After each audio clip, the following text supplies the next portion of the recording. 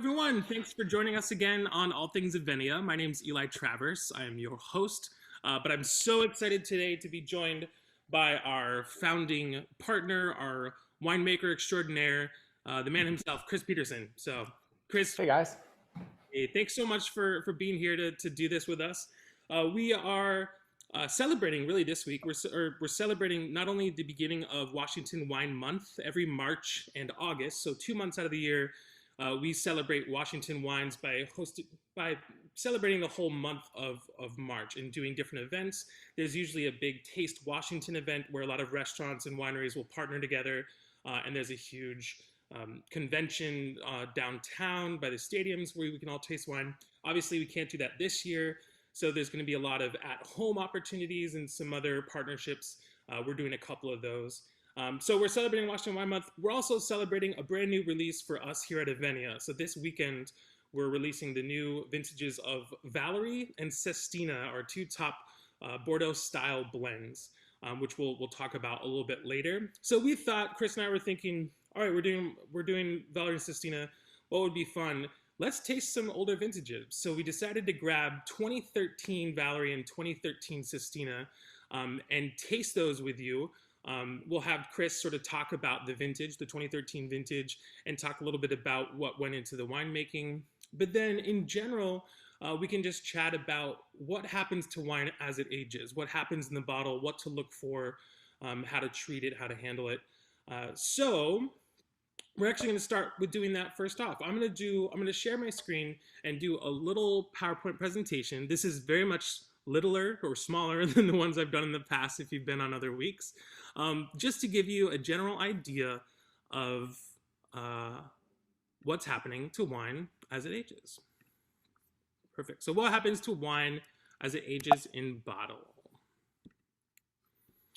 So there's a few things, if you have an older bottle of wine, there's a few things you want to look for to know whether you should drink it, whether you should save it, whether you should buy it if this is an auction or if you're just at a store looking for older vintages.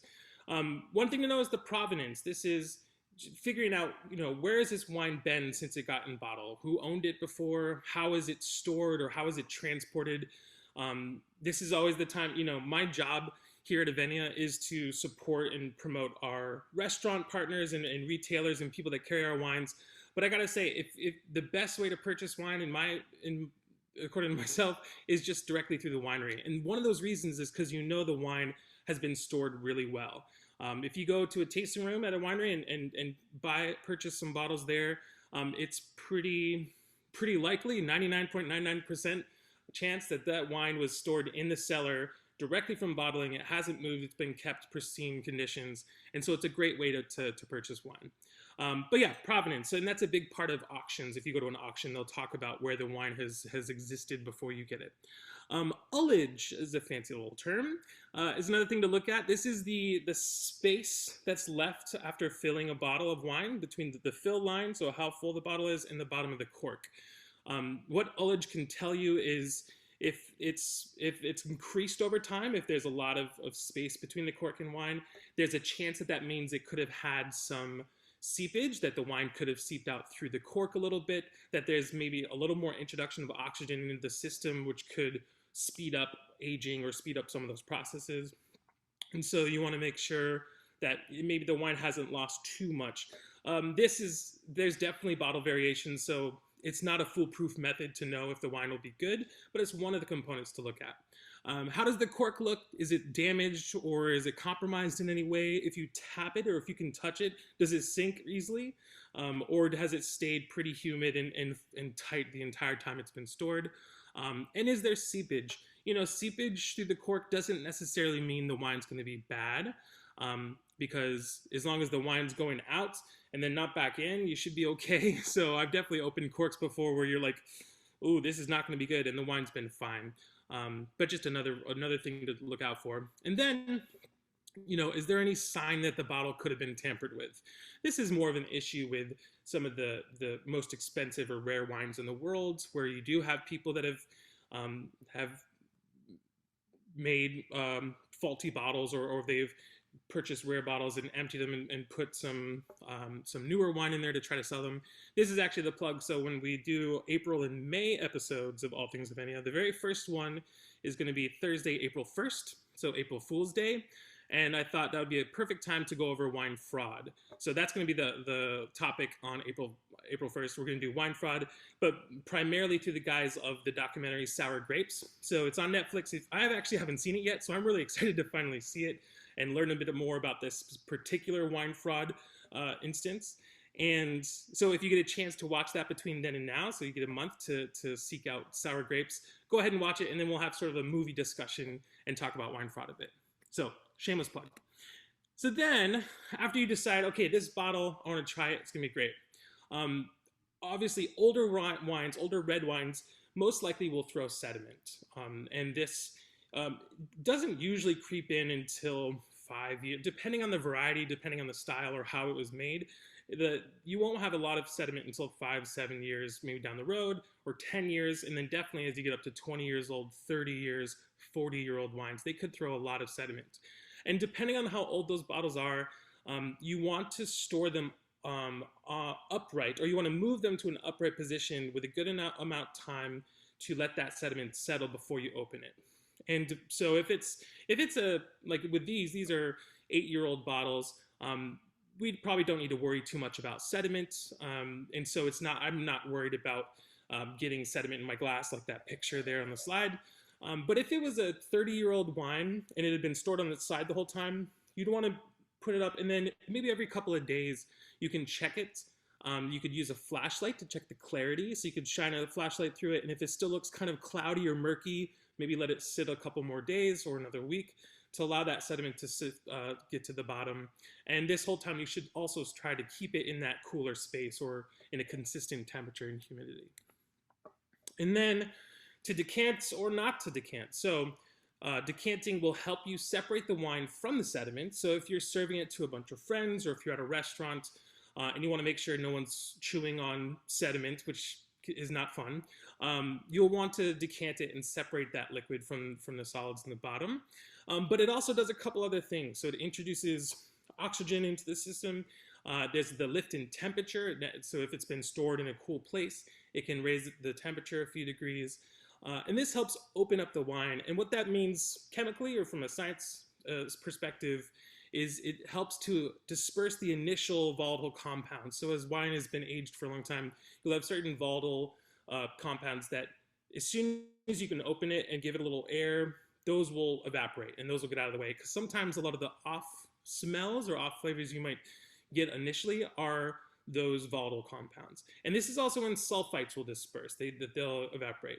Sulfites is a whole other topic.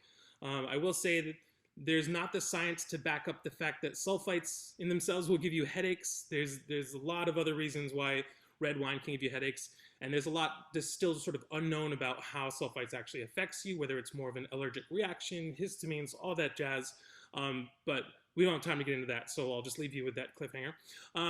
Oxidation will also begin, so the oxygen will start affecting some of the aromas and flavors and bring them out, and this is where you get that bloom or that bouquet. So these are flavors that have been cooped up for so long that they just need a little oxygen to draw them out.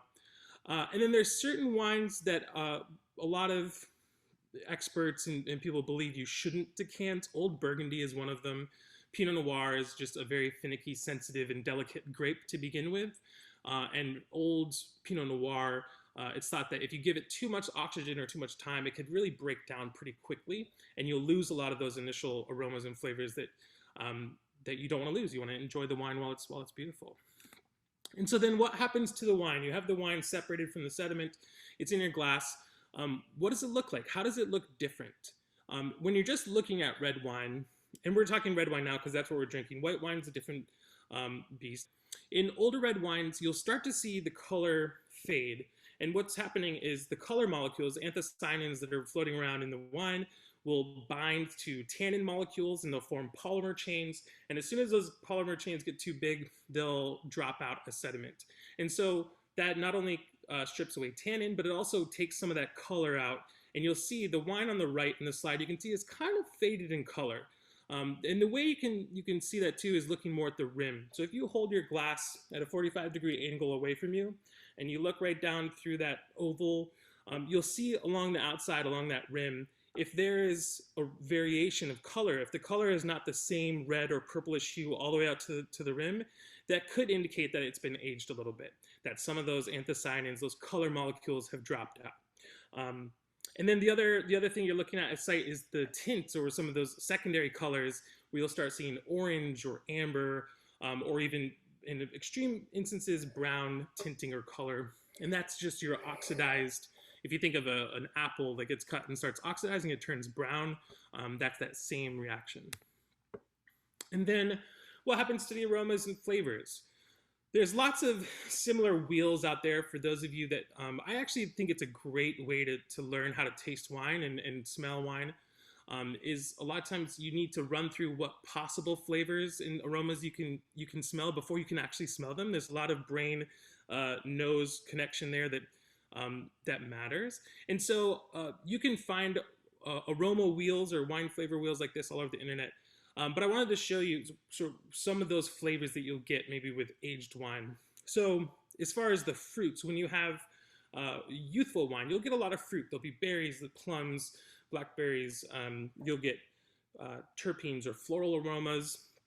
And the fruits will start becoming dried as they age. So instead of a prune, or instead of plum, you'll get a prune, or you might get some raisin sort of aroma or flavor. Same with terpenes. With floral, it might turn from fresh violet or fresh flowers into more of a potpourri or incense or something that is a little more oxidized, a little more developed. These developed aromas and flavors are called tertiary. So you can split aromas and flavors into primary, which is coming directly from the grape or from the vineyard. So these are your fruity, floral, vegetal, herbal, maybe some mineral, something that comes from the terroir, from the soil. You have secondary aromas, which is what happens when it's been manipulated by a winemaker. So choices like putting it in oak. So oaky flavors are considered secondary.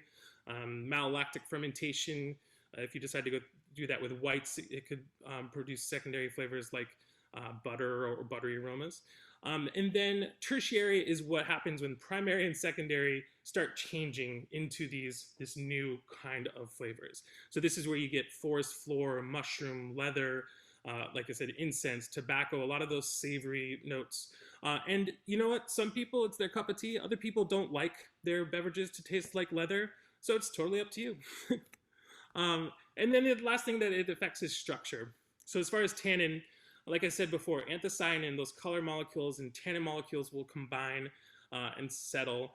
And so that can soften the perception of tannin or make that a little less. Your acid structure will change. Higher acidity is a natural preservative. So like again, if you think of a cut apple slice, the way to make sure it doesn't turn brown is to squeeze some lemon juice on it. That acid is helping to preserve and protect the apple. Similar here, so acidity will help preserve the wine a little longer, but eventually that acidity will start to decrease over time, or the perception of the acidity will start to decrease. And some of that happens because of tartrate crystals forming. So in white wines, you usually don't worry about it because you do cold stabilization and some other processes that prevent those crystals from happening. But in red wine, you could get sediment that has crystals in it. That's some of that acid, that tartaric acid that settles. And then as far as alcohol, ethanol will also oxidize over time. And you'll get the acetaldehyde, which gives you the nutty bruised fruit flavor and aroma. And you also have higher alcohols will prolong some of those aromatics. So aromatic compounds are more soluble in alcohol than they are in water. So the higher the alcohol in a wine, sometimes it'll keep those aromatic compounds intact longer through its life. So that's why things like Chateauneuf de Pop or some certain Barolos that have high alcohol, they even far into the future, when you open them up 30 years later, they still might have a lot more fruits and some of those primary aromatics intact more than something like a Pinot Noir or something with less alcohol, because the alcohol has helped prolong that. And then they also, alcohol, because it has a sweetness flavor to it, can help mask astringency and acidity and taste a little more balanced. But alcohol also, like acidity, can decrease over time through esterification, lot of science, and a lot of it is stuff I don't necessarily understand, but it's good to learn. At the end of the day, this is all very subjective. Like I said, some people just don't like the taste of older wines or don't like the taste of leathery, forest floor wines, and that's totally fine.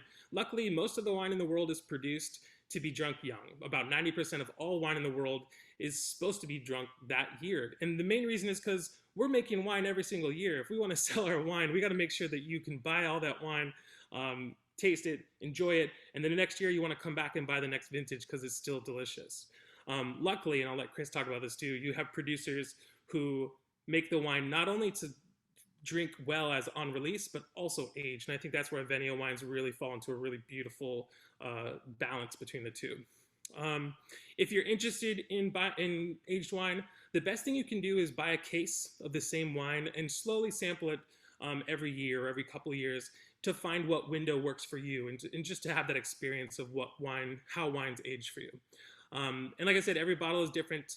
The saying is that there's no great wines, just great bottles. So it comes down to provenance. What happens? Is that cork that was in that single bottle better than the cork that was in another part of the bark they took it from? There's so many factors that will affect this. But yeah, that's about it. So we're gonna taste now. And what I'll do is I'll have Chris unmute here and talk a little bit about the wines we're going to taste, because we have our 2013 Valery, which is a beautiful Bordeaux style blend based in Merlot and Cab Franc. And then we have Sestina. I have a little bottle. Chris has the bigger bottle because we actually opened these a few hours ago. But Chris, tell us a little bit about Valery Sestina, and then if you can, maybe a little bit about 2013 as a vintage here in Washington. Okay, well, thanks for coming on and checking out Eli's stuff. He's been doing some great stuff, so we're happy that people are enjoying it. So yeah, this is a good time since we're releasing our 2018 Sestina and Valery. Those are our two flagship Bordeaux style blends. Eli came up with this idea of trying something older, and we do make wines too that are very age worthy, but we're lucky in Washington, and I think it's the trend in the world compared to 20 or 30 years ago, is wines are more enjoyable young than they used to be, and they're very enjoyable young in Washington for the most part. In a big year like 2018, though, I think you will want to put a couple of these bottles away, especially the Sestina. It's such a big concentrated vintage that I think it's going to take some time for it to come around. So while we do that, let's enjoy some 2013. And so 2013 was a very hot year, but it was hot in a very interesting way because instead of just having very warm temperatures all through summer like we do every year, there were heat spikes. There were 3 or 4 heat spikes where it got to 105 degrees. And I don't think that necessarily hurts the grapes too much to a certain extent. It slows them down. They shut down and just try to preserve, use all the water to keep themselves cool instead of ripening. So it actually, in a way, it acts like a cooler year. So I think when we find when we try these wines, there is a nice acidity and there is some elegance to them. They're not really big like a 2015, which was just hot all the way through. Those wines are more just bigger, but not necessarily as structured as this. Well, Chris, you say that you usually pick on the earlier side. Was that true also in 13, as far as when you're looking at tannin acid levels in the grapes and deciding when to harvest and to pick? Yeah, picking time is also important because, like in 2015, the hottest year ever, our average sugar levels, Brix, we use Brix percent of sugar, were lower than other years. And that's because we picked 7 to 10 days earlier than the previous year, the same grapes. In 2013, yeah, we picked on the early side of ripeness. We don't try to let things get overripe. That's a different style of winemaking, and we try to get more of the fresh aspect of the fruit. But it was later. It was later because in August things slowed down because of that intense heat in July. Yeah. Yeah. Well, hey, let's start with the Valery. So, yeah. Valery, for like I said, it's a Bordeaux style blend. We modeled this I say we. I've only been here for like 3 years. Chris modeled this after a region of Bordeaux. So if you think of Bordeaux, it's split into your left bank and right bank. Left bank being predominantly Cabernet Sauvignon driven blends, whereas your right bank in Saint Emilion, Pomerol, some of these famous appellations are more better suited for Merlot. And so these are Merlot based blends with Cabernet Franc usually this as the secondary grape. And so that's what we did here. Valery, tell about how the name Valery came about too. Valery's a dude. Valery is a dude. It came well, because we started naming all the wines. We had to come up with a name for this. What we didn't want to do is just call it a Merlot, even though this is 86% Merlot, and it consistently is. It consistently could be called a Merlot, but we like to think of it as this right bank blend, and the Cabernet Franc lends something unique to it. I also think that this particular vineyard site is a small 2-acre block of Dick Boucher's vineyard that was planted in 1986, and it's on this kind of fractured basalt rock pile, and it really lends a specific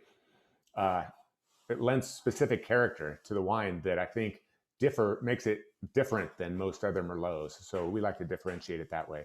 Saint Valery was the patron saint of wine specific to this region. In Saint Emilion, they have some of their own customs that they have evolved over time, and so it seemed kind of a natural fit, but still people think it's a woman. But there's a statue right in Saint Emilion that I saw. It's Saint Valery.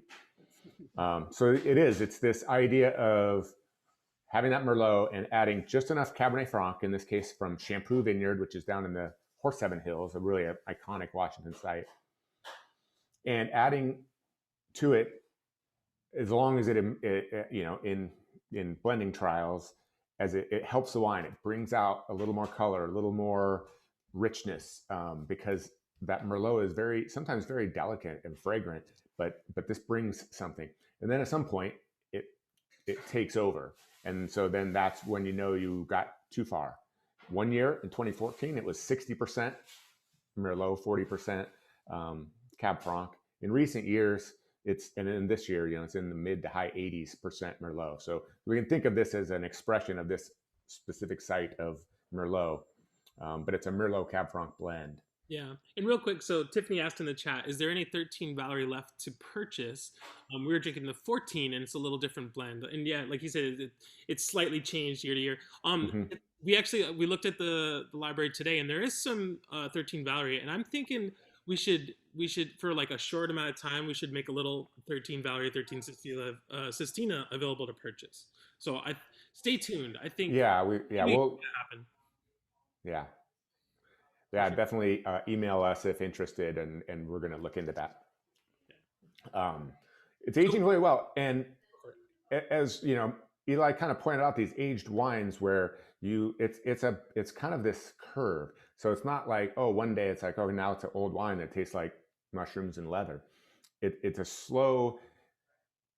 At first, you think of when he talked about primary and secondary flavors, and you pick apart those kind of things as they're separate parts of the wine, and you can taste like, oh yeah, I taste the oak, now I taste the fruit, and I taste the acid, I taste the tannin, and I get all that. But after a few years in bottle, and it depends on the wines, after a few years in bottle, those things kind of come together, and it becomes more like one thing. And that's when a lot of people would say that's when they like it, after maybe 5 years or 8 years or whatever. And then some people were like, no, I like it at 25, when you do get those tertiary aromas and flavors. And here I think we're right in the middle. I don't know how many of you were able to open at least something older out of our cellar, or out of something, just any older wine. But this is kind of in that middle spot. It doesn't taste like an aged wine, does it to you, Eli? No, I don't think there's starting to be some elements to me of age, but it's more in just this subtle savoriness, I think. Mm-hmm. And to me, I think the fruit is just now beginning to have a more dried quality to it, or like not even necessarily raisinated or like completely dried out, but baked, or not baked, but like desiccated, or just kind of like shriveled slightly. Yeah, as opposed to like just fresh off the vine fruit or berries or like pure fruit, you're getting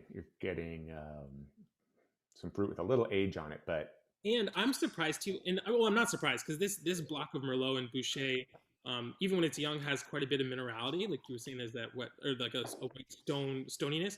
This I Hmm. think has some really cool earthy quality to it also. But it's starting to turn more in almost like a potting soil, more loamy earth, as opposed to just rocks and mineral. Hmm. Yeah, and the rocks are always on this. I think are yeah like minty and like white stone, like Mhm. chalky, and always a mint element too. Yeah, But this is a wine that's just starting to show some age. I mean, these are wines. Washington wines, I think, at the highest level, are easily capable of hitting 20, 25 years. Our oldest ones are only about 10 years old now, so 10 or 11. So the jury's still out. But when I went back, I've tasted back through everything a couple years ago, and even the oldest wines, they're all um, just really, really fresh, and maybe just starting to show some of those aging characteristics. I was going to This, say, yeah, it was a couple years. If you're interested, on our website, there's a drink hold chart that Chris did when we tasted through everything. So he went through every single wine he's ever made with Avennia, and you can look and see sort of his recommendations about how much longer you'd want to keep it in bottle, or maybe when you should drink it. And Mhm. I think 95% of them were still good to go another couple Oh, years. absolutely, Just yeah, aging beautifully. So yeah. They're made to age. We really are careful with them. It's what really can shorten a wine's life in the cellar. One of the things, besides having weak fruit, or unbalanced wine, is oxygen in the cellar. As Eli mentioned, it's that slow addition of oxygen through the cork, through the barrel when you're aging it, and then just over time, very slow. Um, that changes the wine and ages it. So if you allow the wine to take too much oxygen in the barrel, that wine will be, and that's something you can do to make a wine that'll be ready to drink on release. And you just buy it, maybe put it in a screw cap and drink it right away. Drink it, once you get home from the store.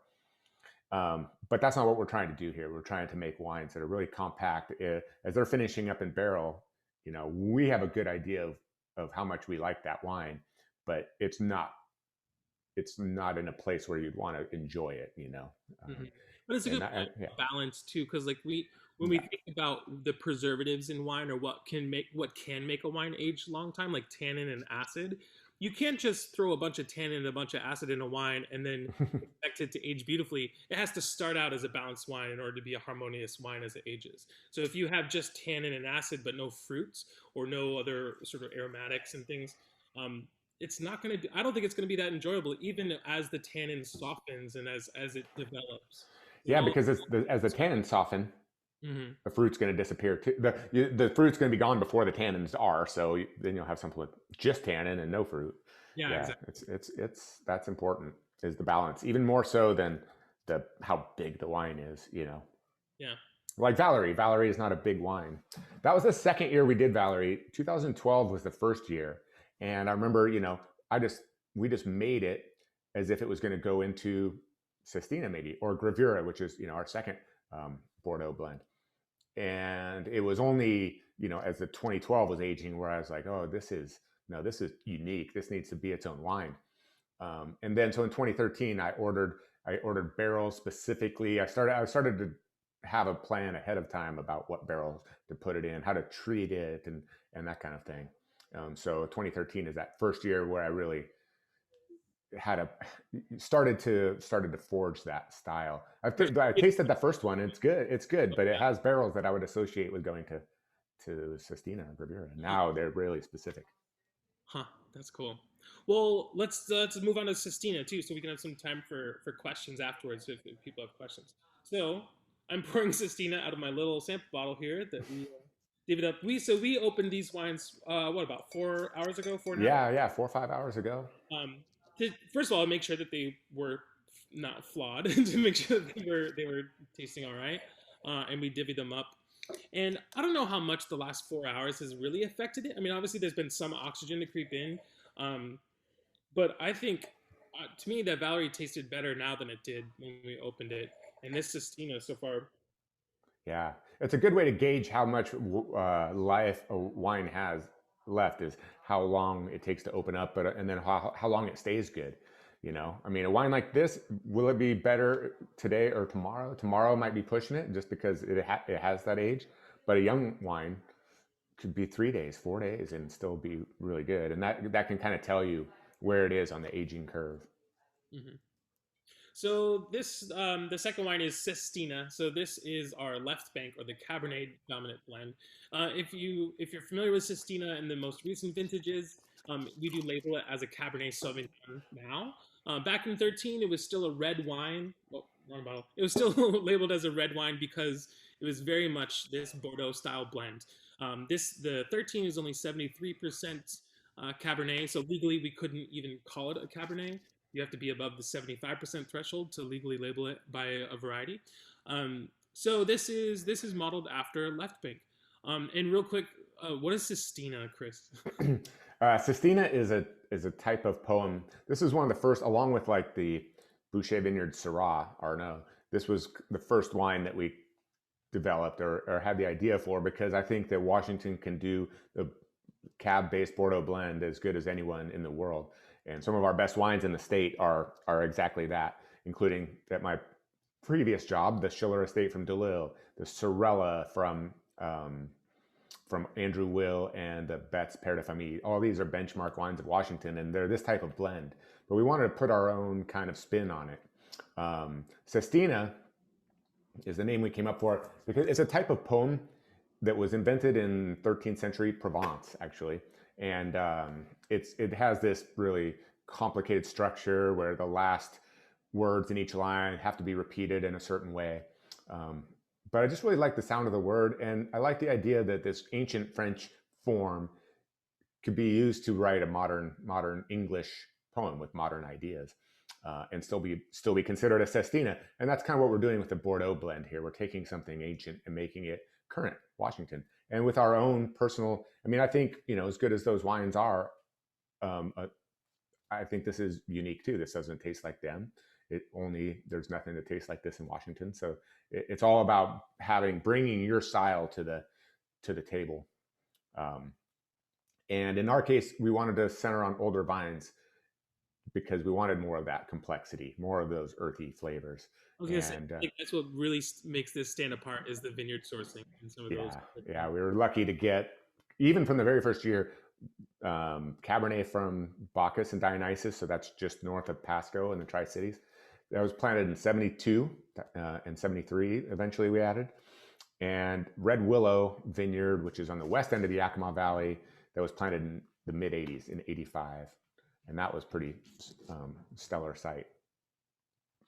As well as the Merlot. The Merlot has always come from this one site in Red Willow. It's across the way, just across the vineyard road.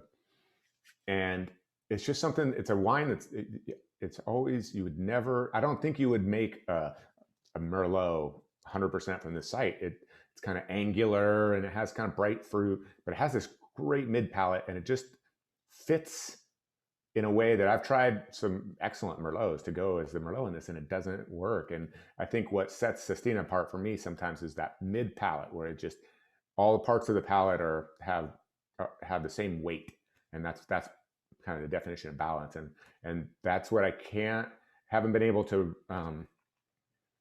do with any other Merlot, including we have Merlot that right next in the very next block, the very next vines. It was planted 4 years later, and for some reason it's very good, and it goes great in Gravura, but it doesn't work in this, and it's yeah, it's amazing. It's amazing how much just even row by row it can be completely different when you're in a vineyard. Well, I'm surprised. Looking at the Sestina, there's a little rim variation. Like it's starting to um, develop in little ways, but mm-hmm. but this is still. I mean, I could still wait another 10 years to drink this. This is easily, but it is starting to have like it really develop kind of those black fruits and that core that I think is it's still improving with age for sure. I'd say.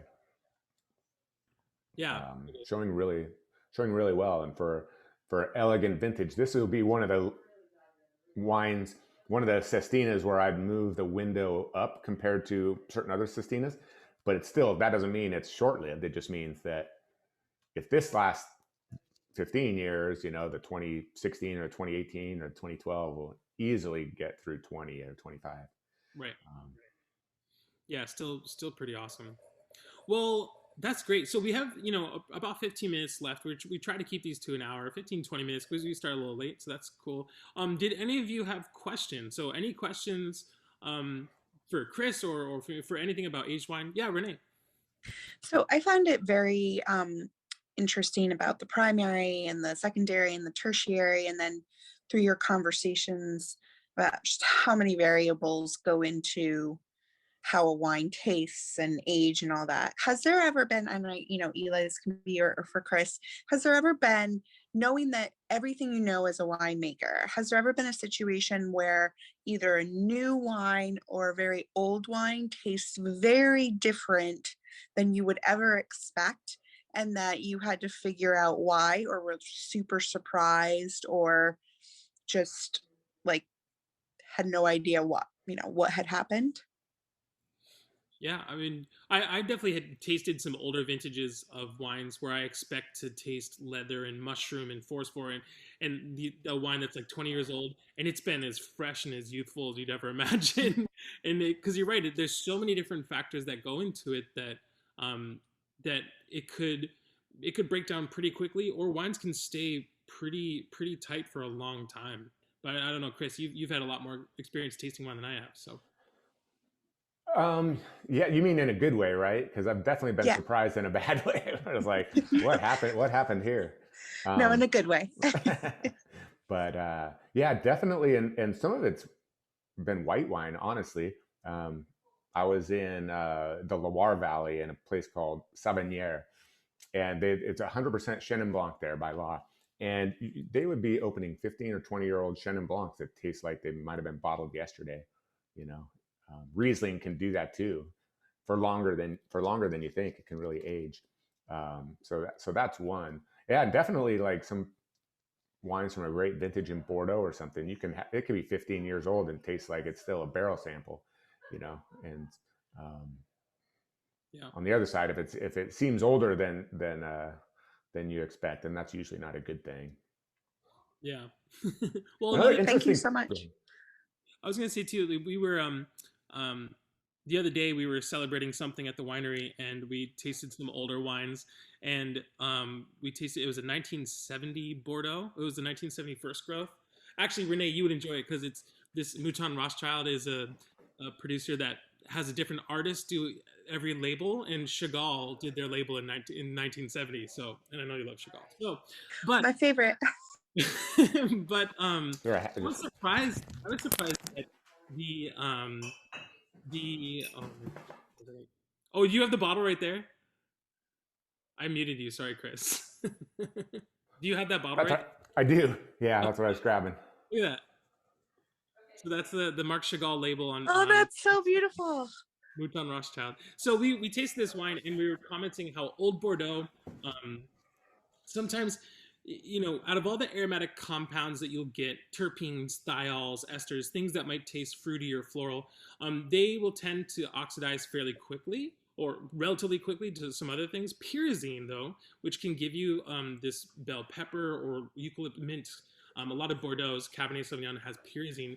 Pyrazine actually stays relatively stable, so over time. So a lot of older Bordeaux's can taste more and more pyrazinic, which makes you think, oh, is this Cabernet Franc? And our friend was talking about how he's tasted people on Old Bordeaux before, and they think it's a Loire Valley Cab Franc because it's so much pyrazine. And so that can be surprising too, is knowing that certain aromatic compounds or certain structures can change over time based on what they're. And this has some. I mean, as I'm tasting this definitely the Sestina always features some pyrazines. The old vines at Bacchus is one of the last Cabernet, probably the last Cabernet we pick every year. It's just this cool microclimate, so it just always gives you a little bit of these, ripe herbs. Pyrazines can be like, if it's green bell pepper or cabbage, that's kind of off-putting, right? But Yeah. at its best, you can get mint or fresh herbs, and that kind of thing. And I think that's part is what makes it interesting. And people sometimes will say exactly on the Sestina, like, oh, I really get that 10% Cab Franc. Like, well, actually, that's the Cabernet from Red Willow also that brings that. So Yeah, totally. All right, Patty, you have a question, and then we'll do Tiffany's one in the chat. Patty, what was your question? It's wonderful to see you. Thank you for joining this. This has been yeah. enjoyable to come on Thursdays. My question to you, with all the climate change, how is that projecting your thinking as a winemaker on changes that are happening even here in Washington? Yeah, it's hard to know what to do. I mean, I think Washington so far has been pretty fortunate, but the long term, we don't know. We don't know the long term ramifications. So far, I think we're getting warmer vintages. I think the increasing wood smoke has been a little discouraging. I hope that that's not a common thing. But we already get from some maybe not the warmest sites in the state, so there's room for that to be a little warmer, and we can pick earlier. So I mean, since we're not vineyard owners, we have that flexibility to go, well, your vineyard's too hot, I'm out of here, but I don't think it's to a point where it's taking wholesale changes. I kind of wonder what people are thinking who are planting now, because I think that's kind of more where you'd really want to think about clonal selection or site. Yeah, I was actually going to say this is another plug. So on the docket for April, because Thursday, April 22nd is Earth Day. I'm actually going to do a whole discussion on climate change or just about what the wine world is doing to adjust and what's changing. So we'll dive more into climate change and environmental issues then too. It's not just a big question; it's the biggest question, and not just for wine. So I was saying, as far as site selection too, even the fact that one of the newest vineyards we're working with now is a north-facing, or has some north-facing vines on Red Mountain too. Like, it's not necessarily, we're not going after ripeness by trying to get everything to face south and get super. We're starting to realize, oh, we need some cooling mitigation techniques, and you're absolutely right. So yeah. So in the chat, Tiffany asked, if we corvin a glass of wine, how long after should we finish the bottle? So that's a great question. I've actually, and I was looking into this because I have a corvin that I use for work too, where I do some tastings with it, and I've had different successes at different times. I think the main thing is a corvin. For those of you that don't know, a corvin is this cool little contraption that has a needle that can stick through the cork, through natural cork. And it can take wine out and replace it with argon gas. And so the point or the goal is to try to prevent any oxygen from getting in there. And it's a good way to test wine as it's aging, to maybe to taste to see where it's at in its process. But the thing you want to be careful of is if you corvin a whole glass. I think if you want to do just a taste, the wine should be good for a little while longer. But if you corvin a whole glass and you take out this much from the bottle, you still want to think, even though there's some argon in there, having that much space and with the wine jostling around, and there's still going to be some oxygen, it'll still oxidize a little quicker than you'd think. So I would say I wouldn't want to wait more than, I don't know, a few weeks after corvining a glass from a bottle. But again, bottle variation, the type of wine it is, you could corvin a glass from a full bottle, wait a year, and it'll still taste fine. But in my experience working with a corvin, it helps a little bit, but to me it's not as much as you'd think as far as preventing oxidation. Yeah, I don't have as much experience in that. Just a little, like, if it depends also if you just do one glass and put it down and then let it sit, that's one thing, versus like on Eli's job, sometimes you're going from different restaurants and wine shops and stuff and tipping it and doing it a number of times, and every time you are introducing a small amount of oxygen in. So that would change things. I have a half a bottle of Red Willow Cab down there that we had a glass 2 or 3 weeks ago. So I guess I could report back. Yeah, it's probably still good. Yeah, I think so. But we only did that once, and so. Right. Well, what do you think? Any other questions that you guys have for Chris about these wines, about our new release, or about aged wines in general? No. Well, this has been great, and Chris, thank you so much for spending time with us. I know I was telling people he's been really busy, not only blending new wines and being a winemaker, but also doing more and more virtual tastings and things that he was just doing with another group. So Yeah. we really appreciate you taking time. Yeah, you bet. Anytime. I'll check back in. I'm on the schedule at end of March. Yeah, I was gonna say, so that's Is that secret?